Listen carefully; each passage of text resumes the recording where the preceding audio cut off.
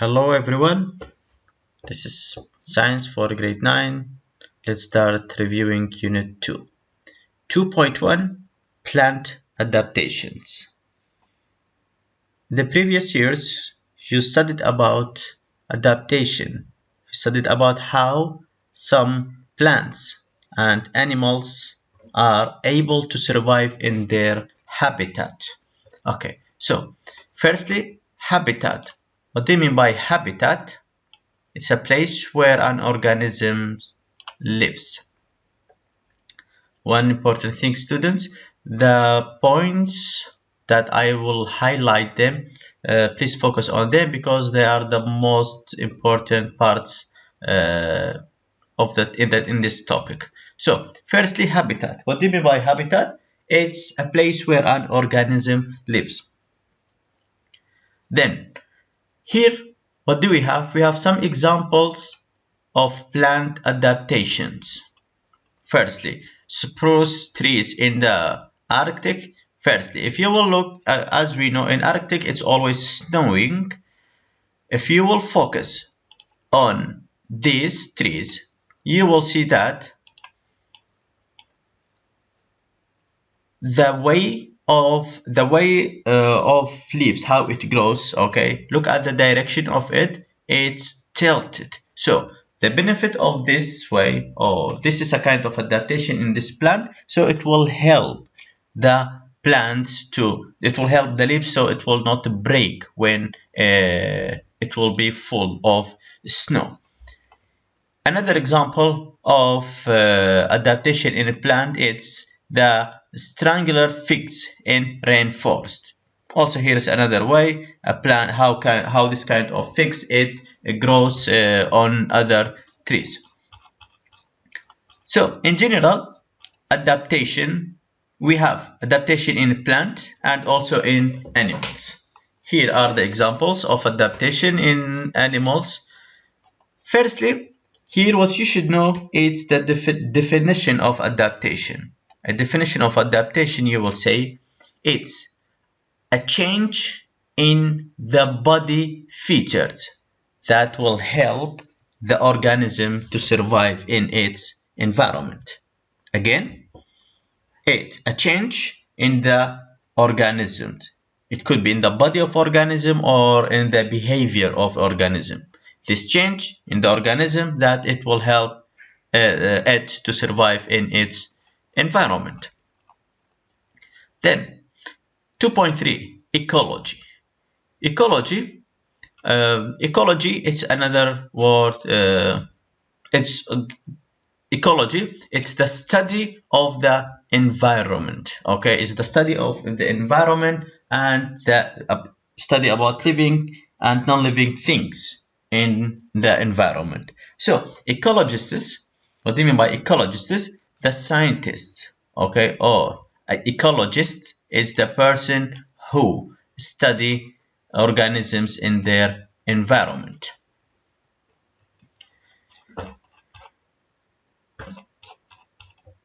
Food webs and energy flow.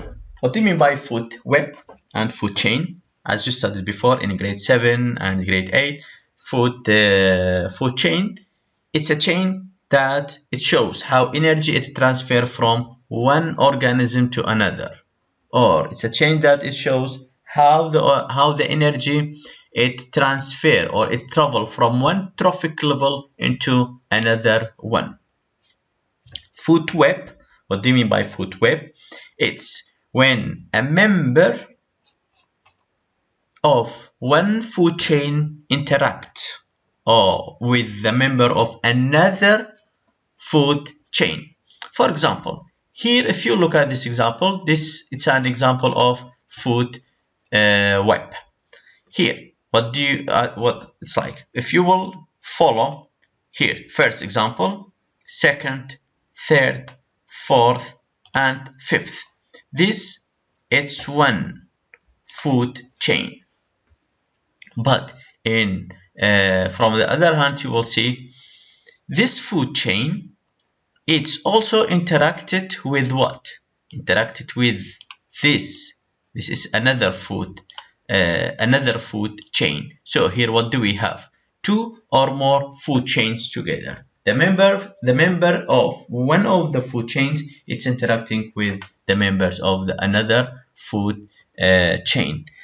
At the end, here is one example of food chain, another example of food chain. In both food webs and food chains, the main idea of it's what? It shows how energy it flow. Then decomposers. Decomposers are a part of food chain or food web. Example of decomposers, as you can see here, worms. Okay, another example of decomposers, it's fungi or fungi. Okay, so decomposers. What do you mean by decomposers? Organisms that get their energy by breaking down dead bodies. Okay, we call them decomposers. In another meaning, in another words, you can say organisms that feed on dead bodies. Okay, then how do decomposers feed? All decomposers, they have or they produce, okay, enzymes. So these enzymes, it break the cell membrane of any cell of dead bodies, then it will analyze it, so it will then it can break it and feed on its components. The importance of decomposers. Okay, before we start explaining what's the importance of decomposers, okay, just imagine all the dead bodies from humans, animals, plants. When we'll die, okay, what is happening to them? Imagine if there was no decomposers, what was going to happen to all of these bodies? Okay, so importance of decomposers. Decomposers, the function of it feed on the dead bodies. So in this way, when it's feeding on the dead bodies, so they are doing some important processes, some important functions to the other organisms. Firstly, when decomposer feed on a dead body, it will feed on its body. Secondly, it will recycle the nutrients, it will recycle the minerals from the dead body. So when it will recycle, so here it's what? It's cleaning the environment. So one of the main important functions of decomposers, it's what? It's cleaning and recycling. Then population. Population. What do you mean by population? If we want to give a definition of population, we say it's what? Population. Definition for population, it's a group or many communities together. For example, it could be community of animal, plant, or human. So let's take an example of any environment. For example, the population, population, it has size. Okay, this size sometimes will be big, sometimes will be small. But what are the factors that affect the size of the population? Okay, factors affecting the size of animal population. Here we will talk exactly about animals. Okay, now three main factors that can affect the animal size population: food supply, predators, and disease. Firstly, food supply. Animals or any living thing to survive, to reproduce, will need food, supply. So the food supply, it affects the size of population. What's that mean? More food, bigger population. Less food, smaller population. Number two, predators. Predators, As we studied before, or as you studied before in grade 8 and 7, we have predators and prey. When a number of predators will increase in a population, what will happen to this population? The size of it will decrease. Why? Predators, they will kill, they will feed on prey. So here what is happening, the population size of predators will increase, while the population size of prey will decrease, and opposite. Number 3, the most important one, disease. Population, if there will be any kind of disease, so what will happen to this population? The size of it will decrease. More diseases, less or smaller population. It's the same thing what it's happening nowadays with COVID-19. This disease, what it's happening, it's killing lots of people. So in this way, what it's happening, the size of population of a human population, it will decrease. 2.7, pollution. Pollution, a simple definition for pollution, we will say it's adding a harmful substances to the environment.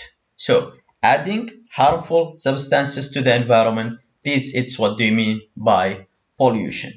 Pollution also, it affects on the population size. More pollution, as much as the pollution will increase, the population size will decrease. So they work against each other. Okay, another way of affecting the size of population, it's habitat destruction. Habitat destruction, what do you mean by habitat destruction? For example, cutting trees, okay, making the water pollute, okay. So all of these reasons, it causes habitat destruction, okay. Then habitat destruction is the main reason for extinct. So what will happen for if let's take an example of any environment. If they will destruct this environment, if they will destruct this habitat, the species, the kind of organisms that they are living in this area, what will happen to them? Maybe they will not find enough amount of food, no shelter. So at the end, these organisms, they will extinct.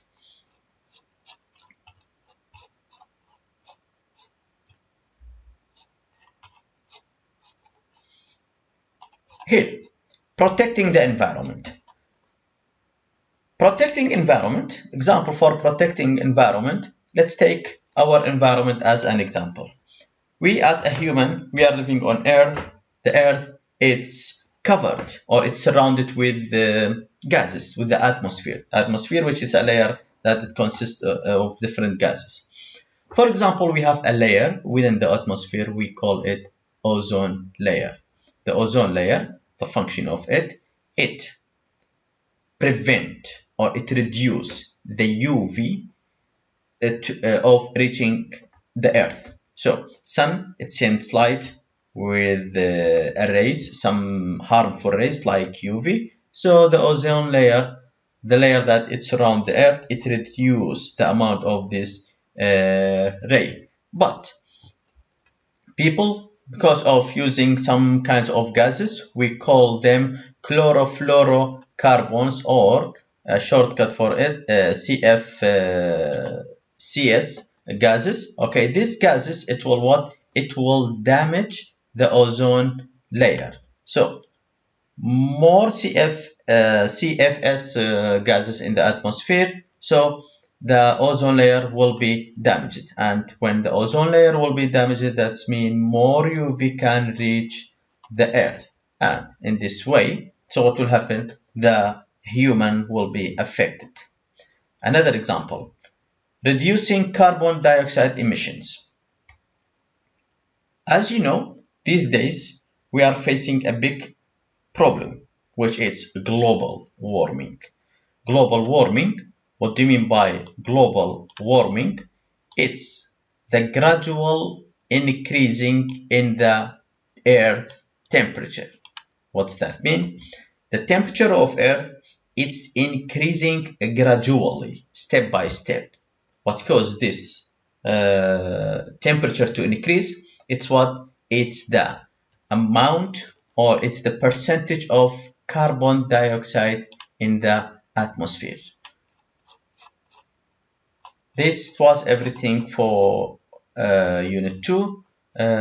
Hope you will get benefit from it. Have a good day.